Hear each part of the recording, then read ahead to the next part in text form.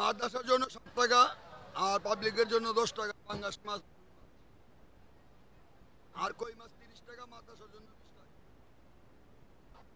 আমরা আসলে অনেক ভিডিও দেখি যে মাছ কেটে আসলে আপনার প্রায় 1 লক্ষ টাকা আসলে ইনকাম করে। এই বিষয়ে আপনি আসলে কি বলবেন?